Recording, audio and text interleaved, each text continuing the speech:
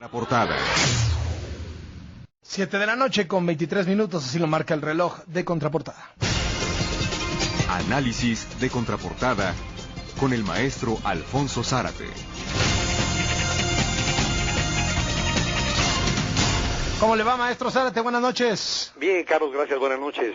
¿Qué le parece el anuncio del gobierno federal que dice que prácticamente están desmantelados los Zetas? Sí, me parece muy interesante y creo que amerita una reflexión. Hay que recordar que antes del anuncio del secretario de Gobernación, de Osorio Chong, del desmantelamiento de los Zetas, lo que ocurre en los días anteriores es el 4 de marzo, la detención de Omar Treviño Morales, el Z42, al que al parecer era en ese momento el jefe máximo de este cártel de los Zetas. Y por cierto, hermano de uno de los fundadores de Miguel Ángel Treviño Morales. Y también, unos días más tarde, la detención de dos jefes importantes, jefes regionales en Piedras Negras y en Monterrey, Daniel Menera en el caso de Piedras Negras y Ernesto Valderas en el caso de Monterrey. Así que, digamos, previo al anuncio de Osorio Chong, lo que hemos tenido es la aprehensión de jefes importantes. Y yo creo que si es efectivo este desmontaje de los Zetas, constituye un golpe muy importante de las fuerzas federales, porque estamos hablando de un grupo criminal que en poco tiempo, y a través de la intimidación o de la compra de autoridades de todo orden, logró hacerse del control de importantes franjas del territorio nacional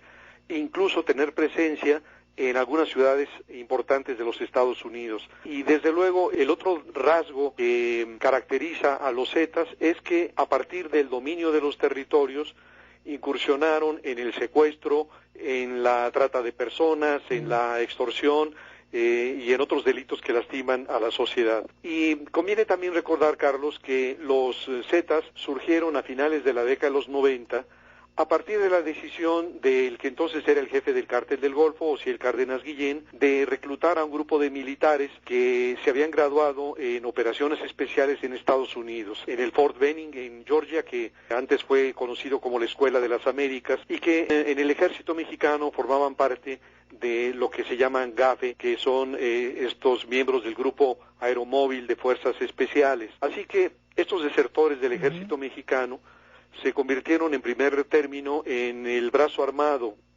del cártel del Golfo. Sí, de Osiel Cárdenas Guillén. Incluso se les conocía como los Zetas porque entiendo que en los radios, en la radiocomunicación, Zeta quería decir militar, ¿no? Sí, entonces... hay al menos, digamos, dos explicaciones. Janet Becerra Acosta, en un artículo de hace unos 10 años, decía exactamente eso, que calificativo de los Zetas venía de un código de radio. Sin embargo, yo también en algún momento leí de uno de los Zetas detenidos que ellos habían optado por este nombre porque después de la Z no hay nada.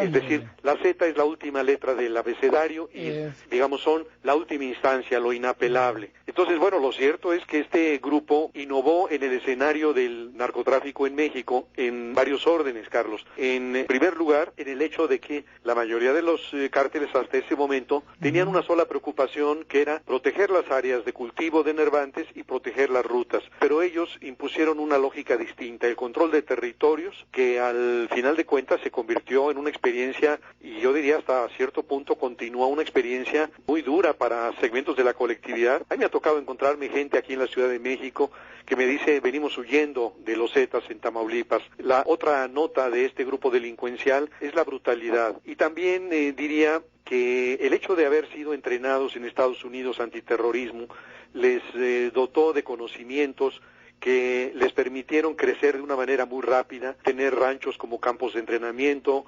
utilizar armamento muy sofisticado que incluía aparatos para visión nocturna, granadas de fragmentación, inclusive misiles tierra-aire. Y también importa decir cómo en el año 2004 conocimos con asombro de uno de estos hechos que empezaron a focalizar la atención en los Zetas, que fue el asalto al penal de Apatzingán, en donde un comando de unos 100 integrantes, de los cuales 60 quedaron en las calles esperando un posible ataque de la policía que nunca se dio, y 40 incursionaron dentro del penal en una hora absolutamente atípica, 3 y fracción de la mañana, y en el penal les abrieron las puertas y ahí lograron, por una parte, rescatar a 3 miembros clave de la organización de Osiel Cárdenas y por el otro lado secuestrar a 2 sicarios que nunca volvieron a aparecer del cártel enemigo que era el cártel de los Valencia.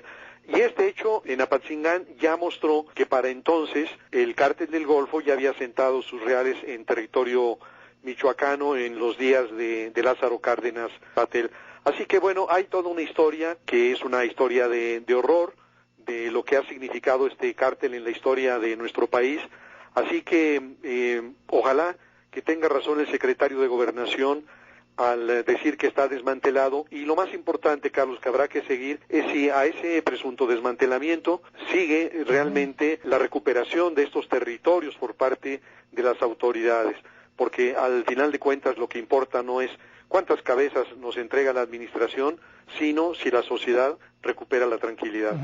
¿Cree que, por ejemplo, en los casos en donde se ha dictado desmantelamiento o anunciado desmantelamiento, pienso en la familia michoacana, los caballeros templarios, los Zetas, en su momento el cártel de Tijuana, también de los Arellano Félix, ¿cree que sí las cosas terminan estando mejores en el momento que dicen están desmantelados? Lamentablemente no, Carlos. O sea, yo recuerdo que en algún momento lo platiqué con el entonces procurador Medina Mora, y yo le decía que mi impresión era que el gobierno mexicano le estaba haciendo el trabajo sucio a los Estados Unidos. Es decir, que los norteamericanos nos decían, esta es la lista de los más buscados, y el gobierno mexicano se esforzaba por entregarles como una ofrenda las cabezas de esos dirigentes.